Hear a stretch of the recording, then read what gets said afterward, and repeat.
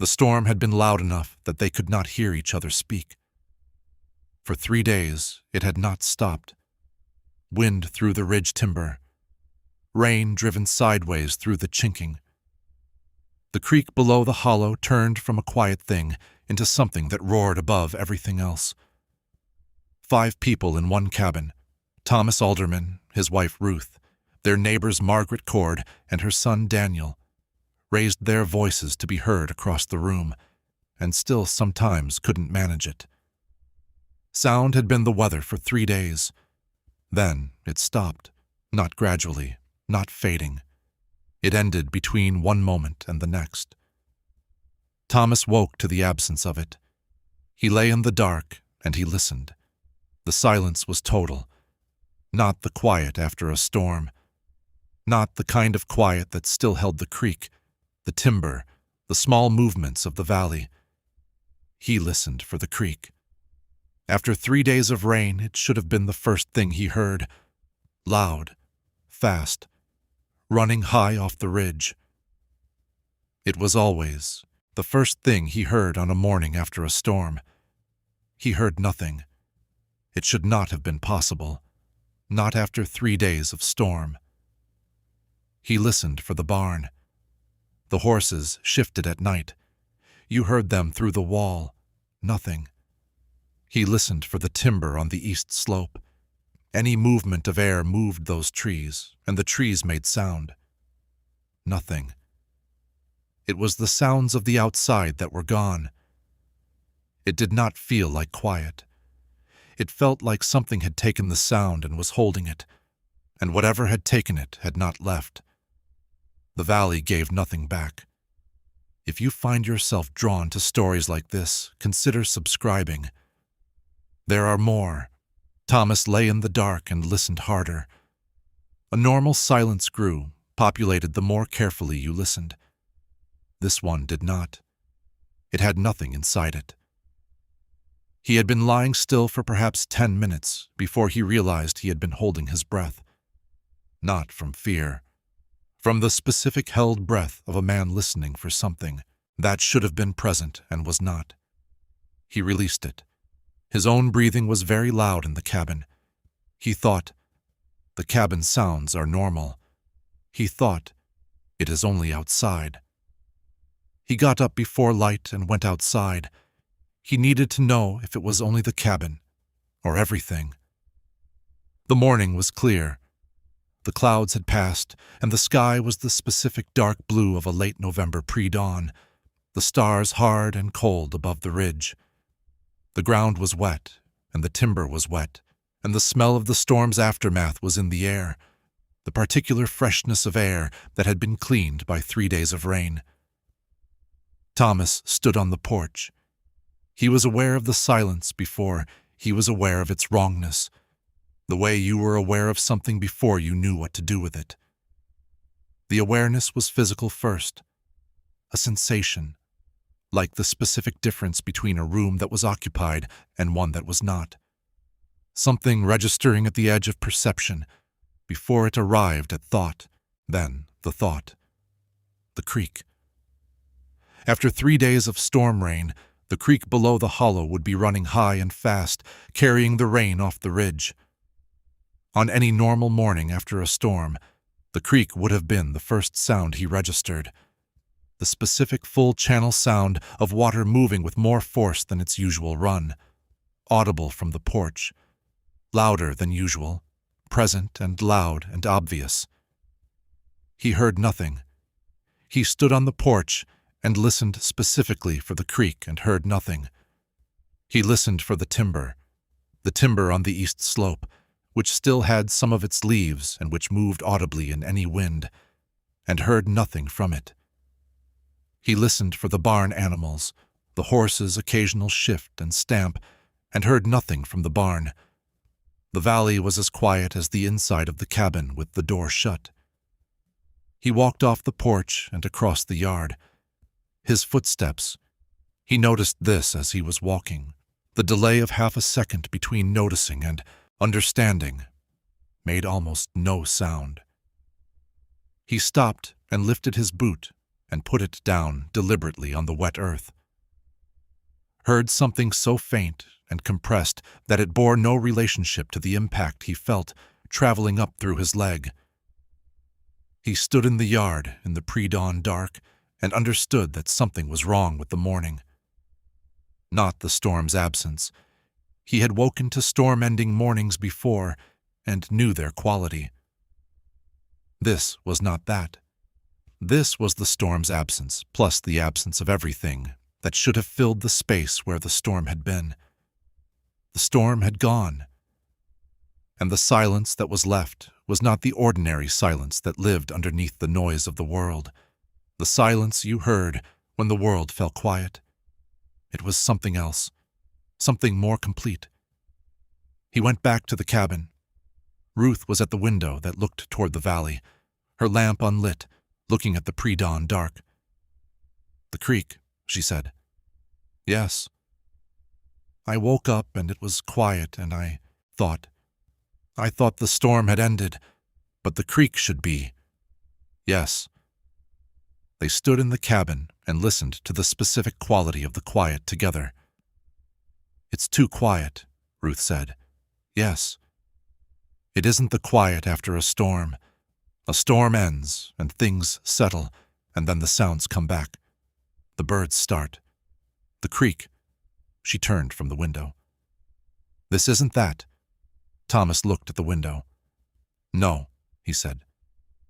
They woke Margaret and Daniel when the light came, not with urgency, not with alarm, but because the quality of the morning required witnesses. Margaret came out of her corner with the specific alertness of a woman who had been half awake listening to something she couldn't name. When Thomas said, "Come outside," she came without asking why, recognizing in his voice that this required her presence. Daniel followed, still pulling on his coat. They stood on the porch together in the early light. The valley lay below, the timber and the fields and the creek bottom, the specific familiar geography of Holt Hollow in the gray light before full sunrise. Everything was where it should be. The creek was visible through the trees, the surface moving, the water running high the way it should after 3 days of rain. They heard nothing from it. The valley was full of visible motion and empty of sound. The upper branches of the timber moved slightly in the morning air. The creek moved. The horses in the barn shifted. Thomas could see the movement through the gap in the barn door. Everything that should have been making sound was still making the physical actions that produced sound, and none of that sound was arriving. Daniel said, "Why is it so quiet?" He said it the way you said something you'd been aware of for several minutes and were only now comfortable naming. "We don't know yet," Thomas said. "Say something," Margaret said to Ruth. Ruth looked at her. "Just speak, out loud." Ruth said, "Good morning." The words arrived at Margaret's ears and stopped. There was no carry. The words went out and died at the edge of the porch, the way they died in a room with walls very close, without the specific life that sound had in open air, the slight return and bounce of a space that reflected it back. Ruth's voice had arrived, but without evidence of having traveled. They looked at each other. "It doesn't carry," Margaret said. "No," Thomas said. "Sound in the open air carries. Even in still air it carries. You hear your own voice reflected back slightly. The air gives it back to you a little." She looked at the valley. "It's not giving anything back." She looked at Daniel, who had gone very still. "Is it going to stay like this?" he said.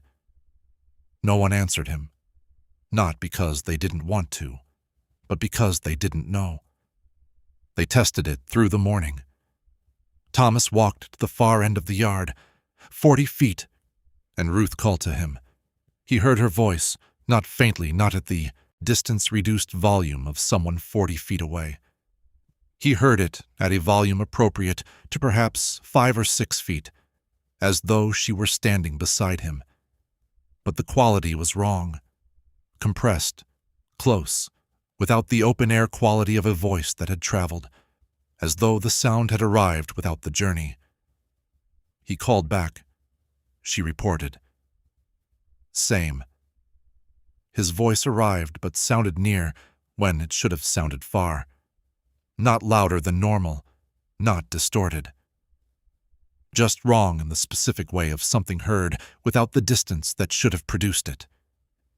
He picked up the woodpile maul and drove it into the splitting block.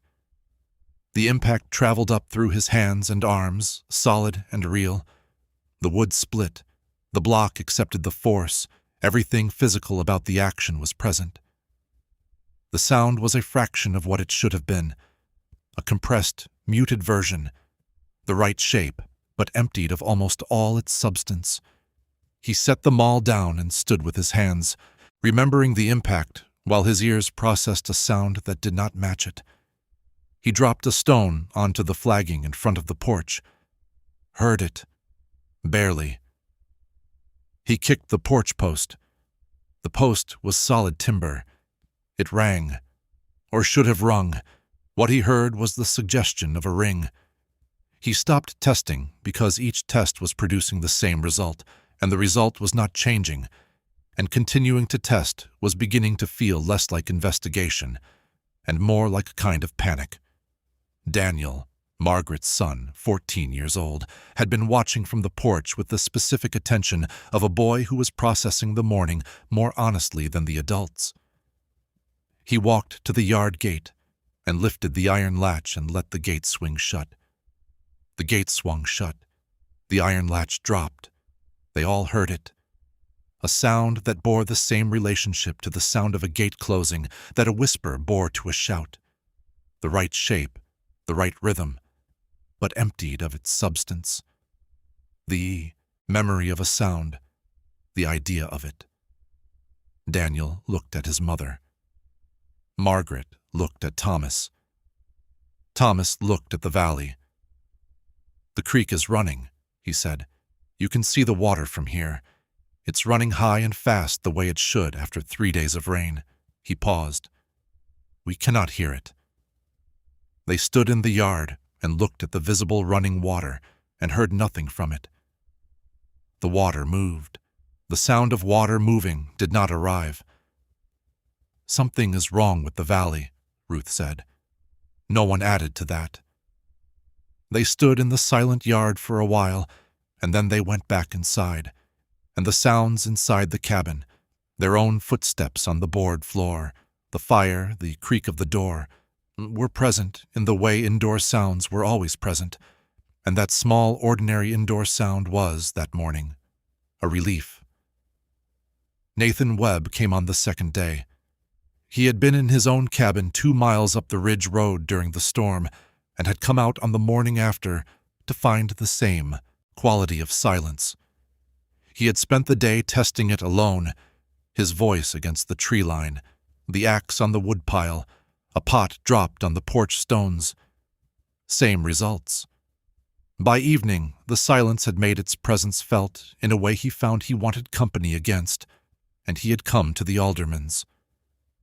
He brought a handbell, the small brass bell from his mantelpiece, brought from his wife's family house, that rang with a clear carrying tone he had heard 1,000 times.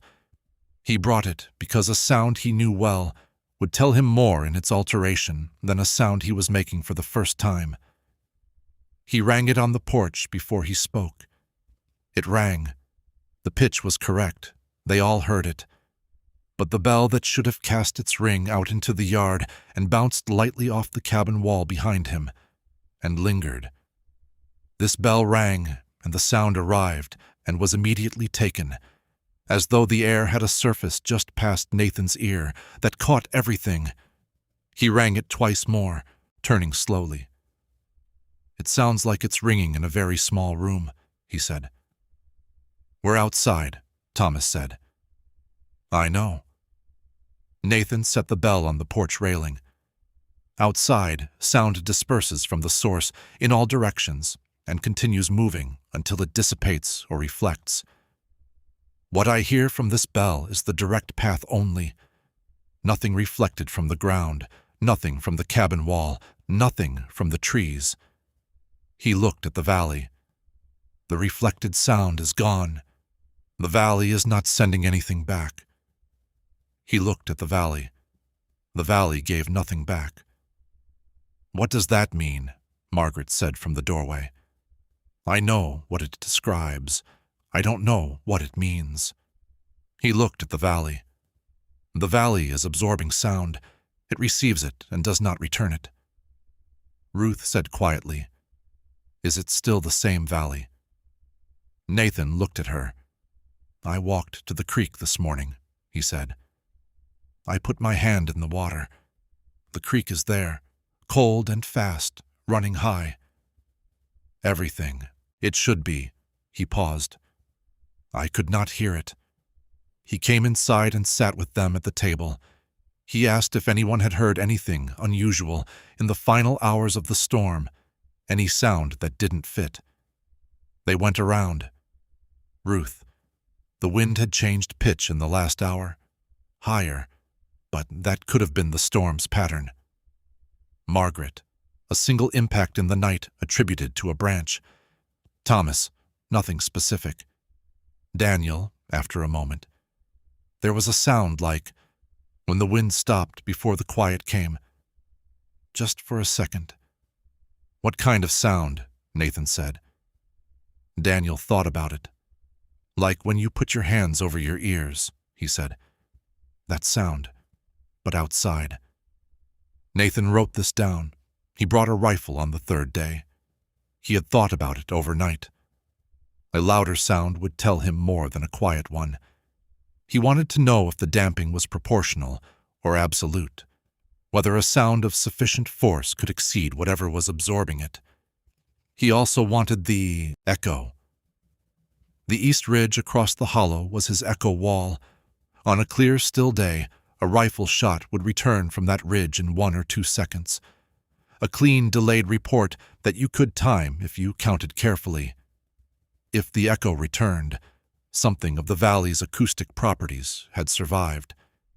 If it did not return, the absorption was total. He fired at the tree line on the ridge above the hollow. Thomas and Ruth stood on the porch to witness. The sound arrived, or something arrived in its place. The sound of a rifle fired in still air was a sharp crack, the most abrupt and directional sound Nathan knew. The kind of sound that carried and echoed and lingered in a valley's air for a recognizable interval.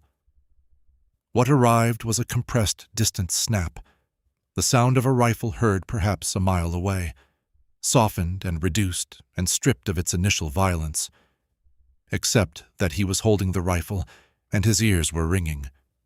The physical effect of the discharge was present. His eardrums had felt the pressure, and what he heard was a small, far-off sound that bore no relationship to what he had felt. He counted. 1 second, 2, 3. No echo. He counted to 5. Nothing from the east ridge. He handed the rifle to Thomas and looked at the valley. Thomas said, "You can usually hear that from my neighbor's place, half a mile south." "I know," Nathan said. He wrote in his notebook, "Fired at the tree line. Direct sound attenuated to approximately 1/5 normal volume, based on comparison with the physical sensation of the discharge. No echo from East Ridge at any interval. The sound did not travel, or it traveled and was absorbed before reflection. The valley is not returning sound of any magnitude." He wrote, "I tested the threshold hypothesis. There is no threshold I can produce with available means. The absorption appears complete at all volumes tested." He wrote, "The air is behaving as though it has no reflective properties. Sound propagates from source, but does not bounce back from any surface. The valley is acoustically different from what it was before the storm." He wrote, "I have no account for this. I have a description." He wrote, Daniel Cord said the transition from wind to silence was preceded by a sound like hands over ears. I have been thinking about this for 2 days. I cannot determine what it means, but it is the only thing any of us heard at the moment of the change, and I am keeping it in the record. The silence changed what people did. They stopped talking at their normal volume, not because the silence required it. There was no presence in the silence that demanded deference, no sense of a thing that would be disturbed by noise. But something about making sound in a space that did not return, it was wrong in a way that was difficult to sustain. You spoke, and the words arrived at their destination and were absorbed, and no residue of them remained in the air. And the effect was of speaking into a space that did not acknowledge you. And this was, it turned out, harder to do than it seemed. Thomas noticed it first in himself. He was choosing not to speak, not falling silent because there was nothing to say, but actively electing silence because speaking felt somehow costly in a way he could not articulate. He mentioned this to Ruth on the second day, carefully, not certain she would know what he meant. She had noticed it in herself. Margaret named it. She said, "It's because the sound goes away completely. When you speak and the sound carries and disperses normally, some part of your voice is still in the air for a moment. It has some existence. Here it disappears. It's like speaking into something that swallows it." She paused. "It makes you not want to speak," she said, "because speaking feels like losing something." They sat with this. They sat in the cabin more than they would have otherwise. The outdoors had become a different kind of space. Not dangerous, not threatening, but no longer hospitable in the way it had always been hospitable. The specific quality of the open air, the thing that made it feel expansive and responsive, the thing that returned your voice to you and carried the world's sounds to your ears from every direction, that quality was gone. The outdoors felt like a room with no walls and no ceiling in which something had still managed to reduce the space to the dimensions of a closet. Margaret found herself completing outdoor tasks faster than she would have otherwise. Not rushing exactly, she was not afraid, had not been afraid since the first morning, but purposeful in a way that reflected a desire to be inside when she could be. The indoor sounds were normal. Inside the cabin, the fire crackled and the floor creaked, and voices had the ordinary quality of voices in a room. Inside was what it had always been. Outside was something new. Daniel stopped going outside except when he had to.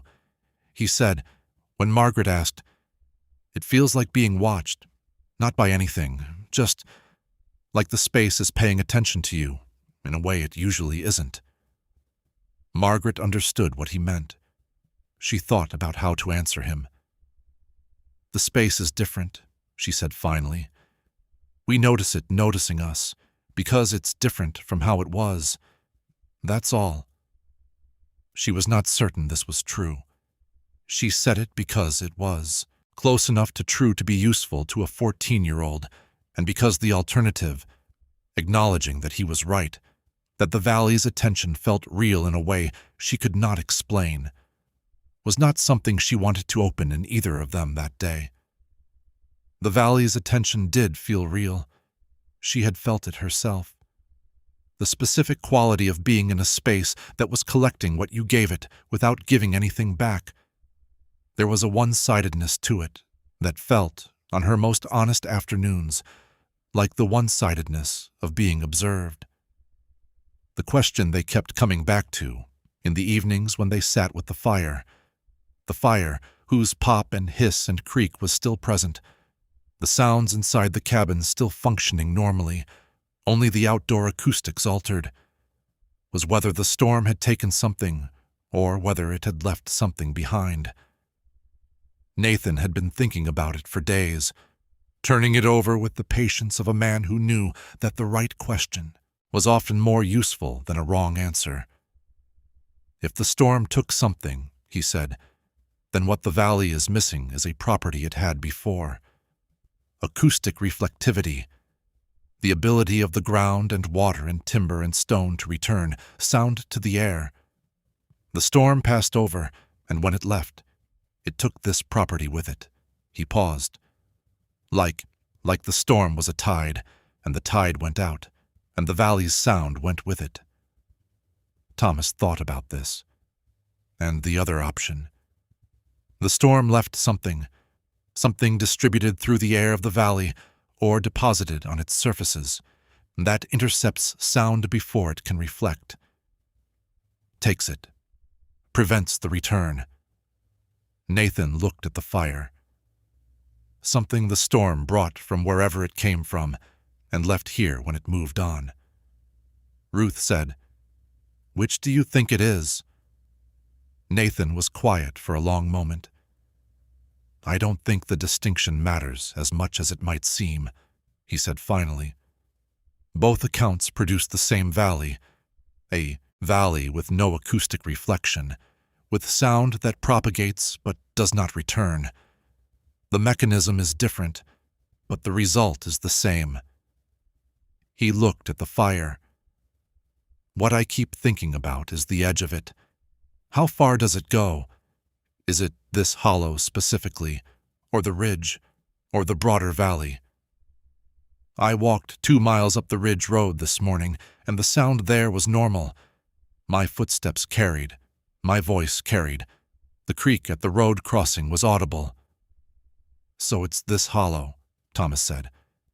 "This hollow, or something like this hollow's specific geography. Whatever the storm did, it did it here."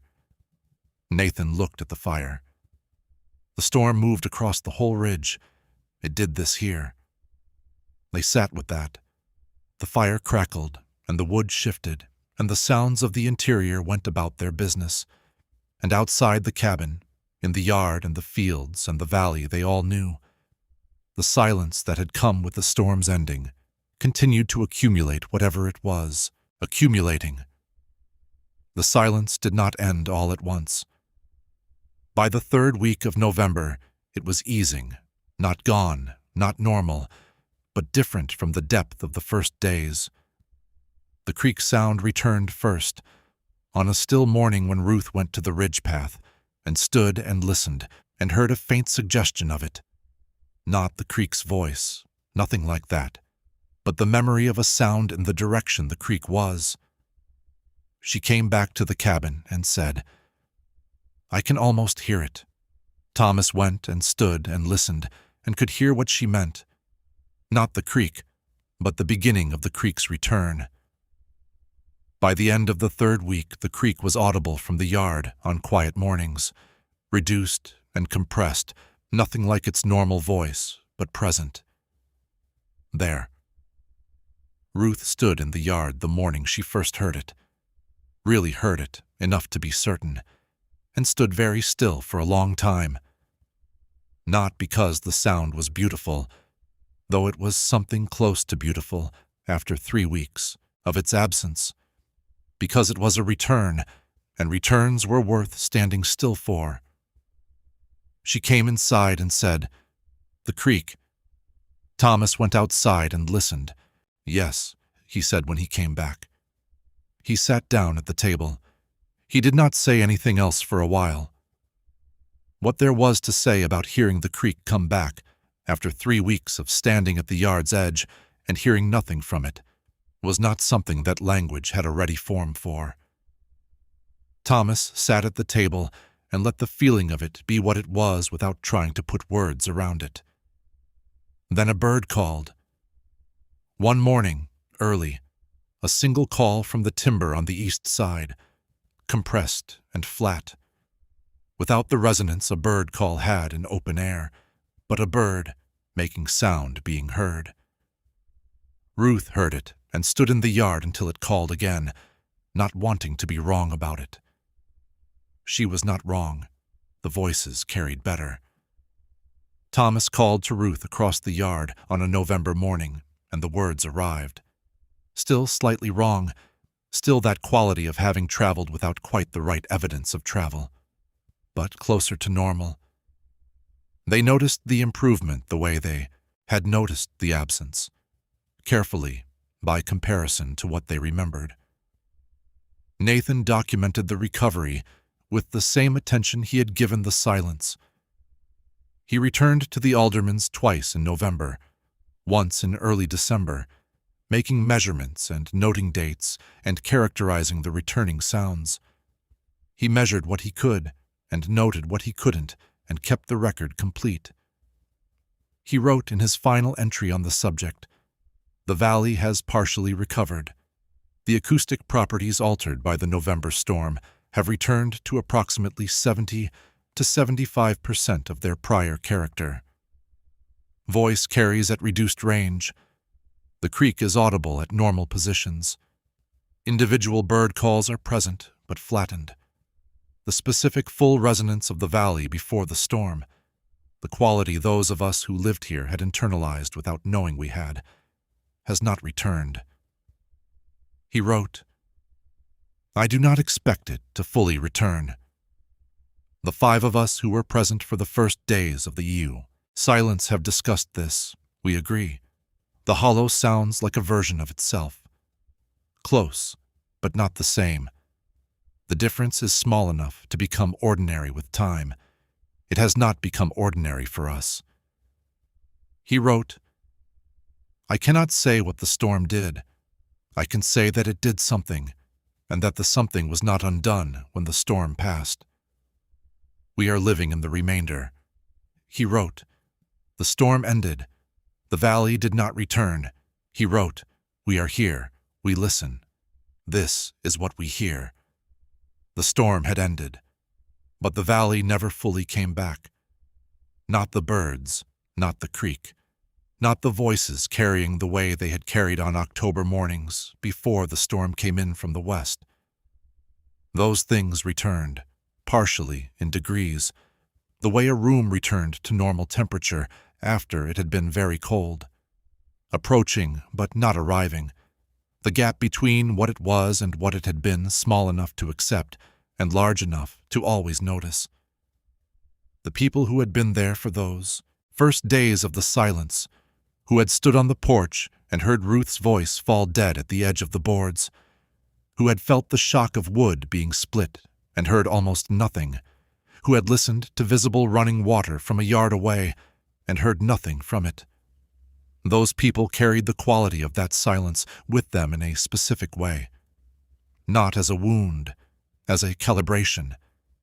They knew what full acoustic silence sounded like now. They knew the difference between ordinary quiet and the specific absence the storm had left.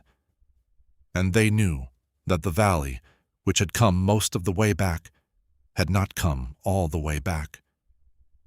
Nathan's 70 to 75% was something they all felt without measuring it.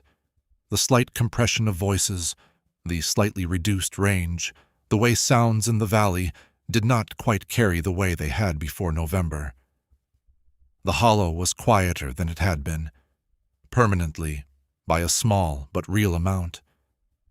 Daniel Cord grew up and left the ridge and came back, years later, and he stood in the yard of the Alderman farm one November morning and listened to the hollow and said to Thomas, who was old by then, "It's still different, isn't it?" Thomas listened for a moment.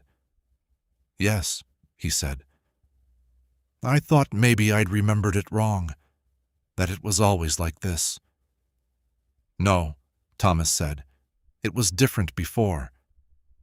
They stood in the yard and listened to the sounds of the hollow, the creek, the birds in the timber, the wind, and underneath those sounds, present in the air of the hollow, the way a quality of a room was present even when you couldn't name it, was the specific slight deadness that the November storm of 1872 had deposited, and that the years had not cleared.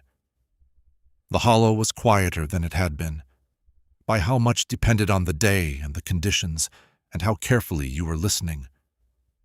On the stillest mornings, when the air was cold and the sounds were at their clearest, it was most apparent. the slight compression of the creek's voice. The way a shout from the far field arrived diminished in a way that it hadn't before. The absence of a certain quality of resonance that the hollow had carried before November 1872, and had not carried since. Most people who came to the hollow after the storm, people who had not known it before, could not have told you what was different. The hollow sounded like a hollow. The sounds were all there: water, birds, wind, voice. It sounded like a quiet, ordinary place. The people who had been there for the silence knew the difference between what it was and what it had been, between a valley that was quiet and a valley that had gone quiet and not fully come back. The storm had ended, and on the stillest mornings, if you had been there, if you knew what you were listening for, you could still hear the place where the sound had gone. The valley gave nothing back, not all the way back, not the way it had before. It was a small thing. It was always there, just enough to remember what had been taken. These are the stories from the edges of the recorded world.